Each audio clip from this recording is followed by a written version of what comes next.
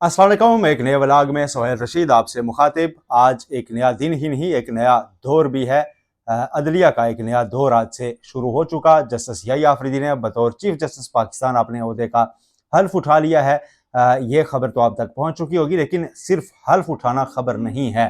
पिछले 2 रोज के अंदर कुछ ऐसी हैरान कुन और दिलचस्प डेवलपमेंट्स हुई हैं जो कि बड़ी दिलचस्प हैं, कुछ लोगों के लिए परेशान कुन हैं, कुछ लोग अभी समझने की कोशिश कर रहे हैं, कुछ कैलकुलेशंस फ्रस्ट्रेट होती जा रही हैं। और नए चीफ जस्टिस ने आते ही जो पहला काम किया है वो बिल्कुल उनसे जो हमने एक्सपेक्ट किया था और आपको पिछली वीडियोस में बताया था कि अब एक रास्ता जो है नया सिर्फ फुल कोर्ट से खुलेगा। और फुल कोर्ट उन्होंने इजलास बुला लिया है। जराये के मुताबिक पीर के रोज पहले वर्किंग डे पर फुल कोर्ट इजलास होगा। इसकी तफसील आपके सामने रखेंगे। इसके अलावा अडयाला जेल में मुलाकातों पर आज से अगली खबर यह है कि पाबंदी खत्म हो गई है। आज ही चीफ जस्टिस ने हल्फ उठाया, अभी उन्होंने कोई अहकाम जारी नहीं किए, लेकिन आप साइड लाइन पे चीजों की डेवलपमेंट्स देखते जाइए। आपको मुकम्मल पिछले 2 दिन का अहवाल बताएंगे। इसके अलावा नई दरखास्त आ गई है एक सुप्रीम कोर्ट ऑफ पाकिस्तान में, और फिर पाकिस्तान तहरीक इंसाफ का जो एक डील का तासुर उभर रहा है, बातें हो रही हैं, इसमें कितनी सदाकत है, इसका मुकम्मल पोस्टमार्टम आज की वीडियो में शामिल होगा। सबसे पहले बात करते हैं तकरीब हल्फ बर्दारी की, जो कि बहुत दिलचस्प है। जस्टिस यहिया अफरीदी तीसरे नंबर पर थे सीनियरिटी में। आइन में तरमीम करके उनको चीफ जस्टिस बनाया गया है और कहा यह जा रहा है कि सुपर सीड जो हुए हैं जजेस वो शायद मुस्तफी हो जाएं, ये कहा जा रहा था। लेकिन कल के दिन और आज के दिन में आपको मैं बता दूं कि सुप्रीम कोर्ट के अंदर कितनी पॉजिटिव चेंज एक आई है सिर्फ चीफ जस्टिस काजी फायसा के रुखसत होने से। आज जस्टिस यहिया अफरीदी जब ऐवान सदर में हल्फ उठा रहे थे तो जस्टिस मुनीब अख्तर, जिनको उन्होंने सुपरसीड किया है, वो पहली साफ में बैठे थे। उन्होंने उस तकरीब में शिरकत की है, उसे इंडोर्स किया है। ये मामूली पेशरफ्त नहीं है। इसके अलावा जस्टिस अतर मिनल्ला, जो समझा जा रहा था और जो लोग कहते थे कि जी शायद ये कोई ग्रुप है और उसमें है, वो भी उस तकरीब में मौजूद थे। साबिक चीफ जस्टिस साहिबान भी थे। इफ्तिखार चौधरी साहब तो हर हल्फ बर्दारी की जीनत हुआ ही करते हैं, लेकिन उमरता बंदयाल साहब भी दिखाई दिए। ये सारी जो आज हल्फ बर्दारी हुई है, जस्टिस मंसूर अली शाह उम्रे पर थे, वरना शायद बैद नहीं कि वो भी इस तकरीब में तो आ ही जाते, क्योंकि जस्टिस यहिया अफरीदी से इन तमाम जजेस को कोई जाती मसला नहीं है और ना ही होना चाहिए, क्योंकि जस्टिस यहिया अफरीदी अपने टाइम के मुताबिक जब उन्होंने आना था तो एक राइट चॉइस थी, और शायद कई लोग इंतजार कर रहे थे कि आखिर उनका भी एक दौर आएगा और वो पॉजिटिव दौर होगा। थैंक्स टू गवर्नमेंट उनको जल्दी ले आए हैं। अब जस्टिस यहिया अफरीदी हल्फ उठाने के बाद वापस सुप्रीम कोर्ट पहुंच चुके हैं। वहां पर उनको गार्ड ऑफ ऑनर दिया गया और जस्टिस यहिया अफरीदी ने जराये के मुताबिक पीर के रोज जो उनका पहला वर्किंग डे होगा, अदालती कार्रवाई शुरू होने से पहले तमाम जजेस को फुल कोर्ट इजलास मीटिंग में बुला लिया है, कि इजलास तलब कर लिया है। उसका कोई एजेंडा जारी नहीं किया गया, ओपन रखा गया अभी तक।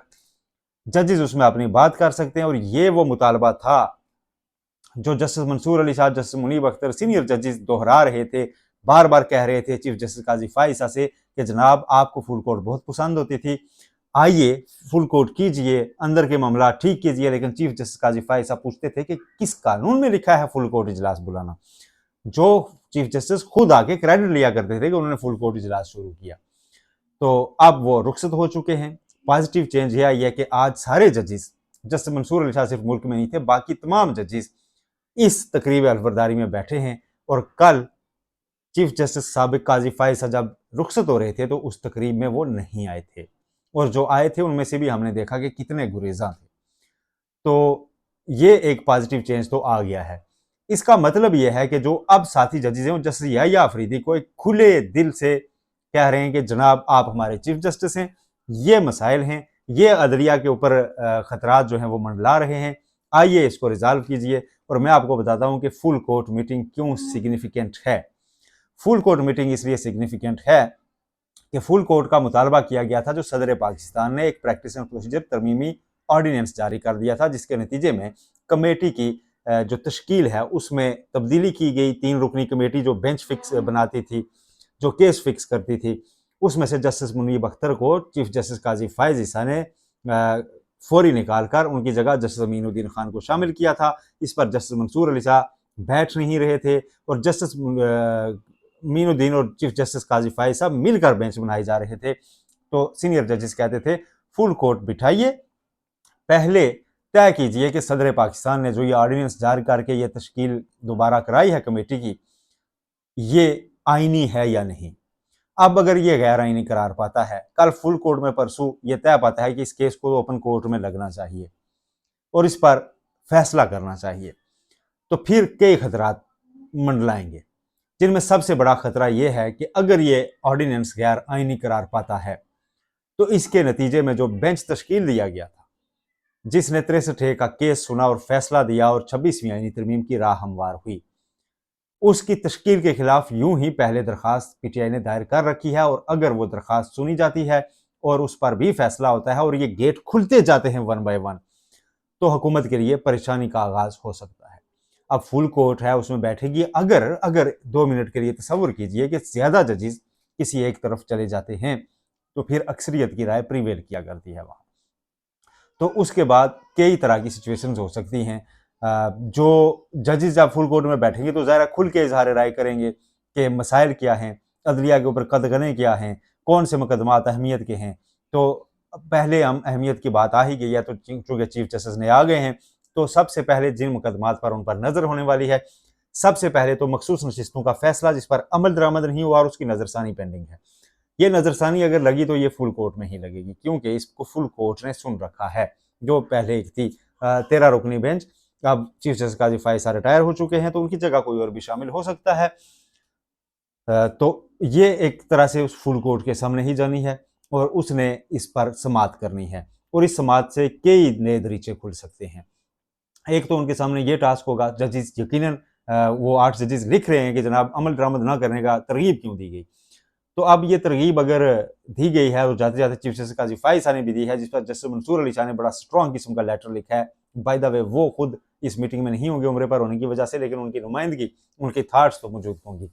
तो उस सिचुएशन सारी से निकलने के लिए अब ये फुल कोर्ट ज़रूरी थी, तो उसके सामने ये सिलसिला सारा अब रखा जाना है। वहाँ से ये चीज़ें आगे चलेंगी, किस समत बैठती हैं ये तो 2 दिनों में पता चल जाएगा, लेकिन ये मामूली डेवलपमेंट नहीं है। ये तो एक चीज़ होगी।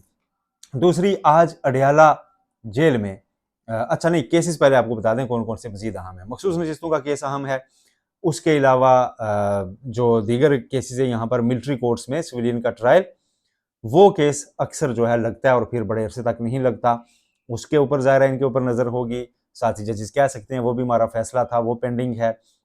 ये चीज़ें हैं। 184(3) की कुछ पिटिशंस पड़ी हुई हैं, वो तो ज़ाहिर है आइनी बेंच अब बनेगा, उसके पास जाएंगी। इंतखाबात में धांधली से मुतल्लिक मामलात हैं, वो केस यहाँ लगा हुआ है। अरशद शरीफ शहीद का केस लगा हुआ है, मिसिंग पर्सनस का केस लगा हुआ है, और फिर सबसे बड़ा केस जो मेरी जाती राय में जजेस प्रेस करेंगे, अक्सरियत जजेस, जस्टिस अतर मिनल्ला की जानिब से आ सकता है, जस्टिस मंसूर अली शाह जाबा उनकी तरफ से आ सकता है, बाकी कुछ जजेस की तरफ से आ सकता है।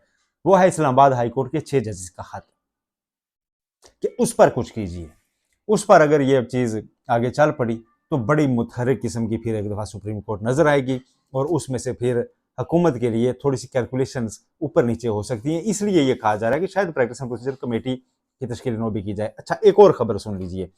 लोग कह रहे थे जी कि चूंकि सुपरसीड हो गया जस्टिस मंसूर अली साहब और जस्टिस मुनीब अख्तर, तो अब सीनियरिटी जो है ना जस्टिस यही आफरीदी से नीचे होगी, यानी कि अब सीनियर मोस्ट जज जस्टिस मीनुद्दीन कहलाएंगे और उसके बाद जस्टिस जमाल मंदोखेल। ऐसा नहीं हुआ। सुप्रीम कोर्ट ऑफ पाकिस्तान ने अपनी ऑफिशियल वेबसाइट पर सीनियरिटी लिस्ट अपडेट कर दी है। Justice Yahya Afridi chief justice, senior most justice Mansoor Ali Shah, और फिर 3rd नंबर पर जस्टिस मुनीब अख्तर। अब प्रैक्टिस एंड प्रोसीजर कमेटी आज से बाई डिज़ाइन ये हो गया है कि अब जस्टिस मंसूर अली शाह और जस्टिस यही आफरीदी उसके मुस्तकिल रुकन है, तीसरा रुकन वो अपना चुन सकते हैं, और इसका फैसला फुल कोर्ट में होगा। इसके ऊपर पूरा लाएअमल तरतीब दिया जाएगा। अच्छा, ये एक और ख़बर थी। अच्छा, अब चलते हैं अडयाला। अडयाला जेल में मुलाकातों पर जो आयद पाबंदी थी, जो आइनी तरमीम के लिए जब सारी कोशिशें शुरू हुई उससे पहले लगी थी, वो पाबंदी आज ज़राए के मुताबिक ख़त्म कर दी गई है। अब मामूल के मुताबिक मुलाकातें हो सकेंगी, जिसमें इमरान खान से भी मुलाकातों का सिलसिला शुरू हो जाएगा। फिर उनके बयानात भी बाहर आना शुरू हो जाएंगे, खबरें आना शुरू हो जाएंगी, और दोबारा एक माहौल बन सकता है। मौलाना फजल रहमान नाराज़ हैं, नाराज़गी का बज़ाहिर इजहार कर रहे हैं कि उनसे जो वादे किए गए थे वो पूरे नहीं हुए, और वो वादा था जस्टिस मंसूर अली शाह को चीफ जस्टिस बनाने का, वो वादा पूरा नहीं हुआ। अच्छा, बाय द वे एक और चीज़ भी बोल गया मैं, वो भी आपको बताता हूँ। जो हल्फ उठाया है चीफ जस्टिस याहिया अफरीदी ने, उसकी लैंग्वेज आपने तो सुनी होगी, वो बड़ी रेलिवेंट है। लैंग्वेज में ये होता है कि without any fear of favour, ठीक है, बगैर किसी खौफ या बिला खौफ और रगबत इंसाफ किया जाएगा, आइन का दिफा किया जाएगा, ये सारी चीज़ें। उसमें कहीं भी ये नहीं लिखा होता कि अगर कोई सूबाई मामलात आए तो सूबे के कोटे को देखते हुए बतौर केपी के जज मैं उसका तहफ़्फ़ुज़ करूँगा। ये बहुत दिलचस्प है। और 26वीं आईनी तरमीम में आईनी बेंचेस जो हैं वो तश्कील दिए जा रहे हैं, जो उसमें कोटा रखा गया है कि हर सूबे का एक एक जज होगा। उसकी समझ मुझे नहीं आई कि अगर वो फ़र्ज़ किया केपीके से हो या सिंध से भी हो, उसने तो आइन के मुताबिक हल्फ उठाया हुआ है, उसके मुताबिक फ़ैसला करना है। वो अगर उस वक्त उस सूबे की हुकूमत के मुतालबे के खिलाफ भी जा रहा हुआ तो आइन के मुताबिक जाना उन पर फ़र्ज़ है, या फिर वो कोटा देखना है, ये अलग चीज़ है। वैसे इसको फिर किसी रोज़ डिस्कस करेंगे डिटेल से, लेकिन ये याद आ गया था, ये भी आप तक पहुंचाना था। जेल में मुलाकातें खत्म, पर पाबंदी खत्म हो चुकी है, शुरू हो चुकी हैं। नई दरखास्त दायर हुई है, तीसरी दरखास्त आज सुप्रीम कोर्ट ऑफ पाकिस्तान में। जो आइनी तरामीम है 26वीं, उसको चैलेंज किया गया है, और अभी तक सारे चैलेंज करने वालों में पीटीआई नहीं आई। पीटीआई के वजीर आला खैबर पख्तूनख्वा अली मीर गंडापुर आज हल्फ बर्दारी की तकरीब में आए थे, और उन्होंने हल्फ बर्दारी की तकरीब में ये कहा है कि चूंकि केपीके से हैं तो इसलिए हम आए हैं, तरामीम को तो हम नहीं मानते। तो शायद उनके जहन में भी वो कोटे वाली बात हो, लेकिन बहरहाल वो आ रहे हैं और सिस्टम के साथ पीटीआई चलना शुरू हो गई है। यहीं से हम चलते हैं डील वाली खबर पर। डील के तासुरात दिए जा रहे हैं, तासुर पैदा किया जा रहा है कि डील हो रही है। तो पहली बात कि क्या कुछ हो रहा है ऐसा कि जिस पे डील का तासुर है, क्या कुछ हो भी रहा है या नहीं। तो यस, डील कहना ना कहना तो बात की बात है, लेकिन कुछ डेवलपमेंट्स पॉजिटिव पिछले 2 रोज में जरूर हुई हैं पीटीआई के लिए। उसमें यह कि बुशरा बीबी की रिहाई हो गई और नए किसी केस में उन्हें गिरफ्तार नहीं किया गया। केस कोई भी डाला जा सकता था, डाले जाते थे पहले, इस बार नहीं डाला गया। कल शाम को इमरान खान की बहनों को रिहा कर दिया गया, उनको भी छोड़ दिया गया है। ये 2 डेवलपमेंट्स हो गई। अच्छा, तीसरी डेवलपमेंट ये है कि जो अली मीर गंडापुर में बताया आपको कि सिस्टम के साथ चल रहे हैं पीटीआई वाले कहीं ना कहीं किसी सतह पर, अभी तक तरमीम चैलेंज नहीं की। चौथी डेवलपमेंट, मुलाकात पर पाबंदी खत्म होना है। तो ये सब क्यों हो रहा है? इसकी लोग कह रहे हैं ढील है, मेरी नज़र में ये मिटिगेटिंग फैक्टर्स हैं। नए चीफ जस्टिस पाकिस्तान जो आए हैं वो कोई अप्रोचेबल चीज़ नहीं है, वो एक इंडिपेंडेंट माइंड जज हैं, और उनसे पहले चीज़ों को मिटिगेट गवर्नमेंट ने कर दिया है कि कहीं ये तासुर होने जाए कि कहीं ज्यादतियाँ हो रही हैं, कहीं कोई बगैर सजा के कोई खातून इतने अरसे से कैद तो नहीं है। क्योंकि खवातीन का जिक्र जस्टिस याहिया अफरीदी ने आपने जो अलविदा रेफरेंस दिया गया चीफ जस्टिस काजी फाइज साहब को, उसमें भी किया था। अच्छा, कि जी वो बड़ी खवातीन का ख्याल रखते थे। तो एक मिटिगेट सा करके तो चीज़ें रखी जा रही हैं कि नहीं जी देखें, बड़ा आइन और कानून के मुताबिक डील किया जा रहा है। मिनिस्टर्स ने बयान देना शुरू कर दिए हैं। आज राना सनाउल्लाह को याद आ गया, आज उन्होंने फरमाया कि पंजाब की रवायत है कि दूसरों की बहन बेटी का ख्याल रखना होता है। 9 माह से ज़्यादा अरसा बुशरा बीबी को गिरफ्तार करने के बाद आपको ये ख्याल आया कि बहन बेटी का ख्याल रखना होता है, ये पंजाब की रिवायत है। सनम जावेद समेत कई खवातीन साल साल रही हैं, अभी भी कई खवातीन का कहा जा रहा है। पंजाब की रिवायत में तो ये नहीं था। ये तो आपने केपीके की एक रिवायत जब आप ऊपर हावी आ रही है ना, तो आपको वहाँ से डर लगा है कि ये केपीके में खवातीन का ख़ास ख्याल रखा जाता है, तो कहीं ऐसा ना हो कि ये चीज़ें गले पड़ें। तो इसलिए गवर्नमेंट थोड़ा सा मिटिगेट कर रही है कि ऐसी कोई दरख्वास्त जिसमें फौरी तौर पे लगे कि कोई बुनियादी हकूक़ की खिलाफ वर्जी हो रही है, वो कहीं सुप्रीम कोर्ट में ना पहुँच जाए, जिससे आते ही हमारे गले केस फिट हो जाए। इसलिए मुलाकातों पर पाबंदी भी ख़त्म हो गई है। इमरान खान से मुलाकातें भी शुरू हो जाएंगी, और बज़ाहिर ये तासुर दिया जाएगा कि पीटीआई हिस्सा है हमारा, साथ चल रहे हैं, कोई बात नहीं, हम चीज़ निकाल रहे हैं। राना सनाउल्लाह कहते हैं डील तो हमसे ही होगी। तो इमरान खान, ये तो बात तब है जब इमरान खान के बयानात बाहर आना शुरू होंगे कि वो सोच क्या रहे हैं, वो करने क्या जा रहे हैं, ये तो उससे सिचुएशन वाजे होगी। अभी तक तो कोई सिचुएशन इस तरह की है नहीं। और फिर इमरान खान क्या पता इन तरामीम पर खुलकर जब बात करें तो क्या कहें क्या ना कहें, लेकिन पीटीआई का अभी तक इन तरामीम को चैलेंज ना करना, ये थोड़ा सा इन सारी चीज़ों को लिंक जरूर कर रहा है। तो अगर हम सारी सिचुएशन को सम अप करें तो पीटीआई के लिए हालात जैसे आज से 1 महीना पहले थे वैसे सख्त नहीं है। लेकिन ऐसा भी नहीं है कि इमरान खान रिहा होकर बाहर आने वाले हैं।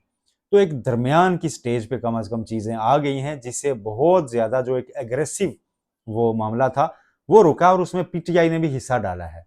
पीटीआई ने वो एहतजाज एक तो किया, लेकिन उसको जिस तरह से एंड किया और उसके बाद दोबारा नहीं आए, और जिस तरह से तरमीम पर उन्होंने जब असम्बली से पास हो रही थी तो पीटीआई ने, आपने नोट किया होगा कि बजट की मंजूरी पे भी जितना एज पीटीआई उन्होंने शोर किया था उससे भी कहीं कम, उसके भी 10% का शोर भी उन्होंने पार्लियामेंट में नहीं किया कि ये तरमीम नहीं होनी चाहिए। आखिरी दिन तक साथ रहे और तासुर ये दिया जाता रहा कि हम तो बस वोट हम नहीं कर रहे, बाइकाट किया हुआ क्योंकि हमारे कुछ ग्रीवेंसेस हैं, बाकी तो हम इस मामले पर साथ हैं। और चीज़ों को अब जैसे अली मीन गंडापुर साहब भी एक्सेप्ट कर रहे हैं, तो मेरा ख्याल यह है कि पीटीआई ने मज़ामत के बजाय मफाहमत से कोई राह निकालने की कोशिश की है। सियासी हथकंडा हो सकता है, सियासी तरीक़ाकार हो सकता है, बिल्कुल सियासत से भी कई दर खुला करते हैं। मौलाना फजल रहमान कह रहे हैं कि 27वीं तरमीम अब हुई तो वो उसके खिलाफ मज़ामत करेंगे, नहीं होने देंगे। ये पेशगी बयानात होते हैं। अब 27वीं तरमीम कहीं नहीं है, लेकिन 27वीं तरमीम करनी पड़ेगी। 26वीं तरमीम की चीज़ें निकालने के लिए, जो उसमें कुछ चीज़ें रह गई हैं ऐसी कबाहतें, वो ख़त्म करने के लिए। तो आज की वीडियो को सम अप कर दें जी। Justice Yahya Afridi chief justice बन गए, फुल कोर्ट मंडे को होने जा रही है, हल्फ उन्होंने उठा लिया है। हल्फ में तमाम जजेज आए जो मुल्क में मौजूद थे। किसी किस्म की कोई बाज़ाहिर लग रहा है कि अभी इस वक्त डिस्टर्बेंस नहीं है, लेकिन मंडे से फुल कोर्ट के बाद बड़ी खबरें सामने आ सकती हैं। इमरान खान की अडयाला में मुलाकातों पर पाबंदी ख़त्म हो गई, नई दरखास्तें दायर हुई जा रही हैं सुप्रीम कोर्ट ऑफ पाकिस्तान में, लेकिन पीटीआई उनमें शामिल नहीं है, जो 26वीं तरमीम को चैलेंज लोग कर रहे हैं। ये अब तक की अपडेट्स थी। मज़ीद भी अब तक खबरें कुछ आज की मज़ीद क्या इकदाम हो रहे हैं सुप्रीम कोर्ट में, और ओवरऑल क्या सिचुएशन जा रही है, जुडिशरी किस तरफ जा रही है, क्या जुडिशरी वन पेज पर आकर इन 26वीं आईनी तरमीम के खिलाफ स्ट्राइक बैक कर रही है, और क्या ये स्ट्राइक बैक बहुत सख्त किस्म का होने वाला है। मुकम्मल अहवाल आपके सामने रखते रहेंगे। चैनल को सब्सक्राइब करना मत भूलिए। अपना बहुत ख्याल रखिएगा। अल्लाह हाफिज़।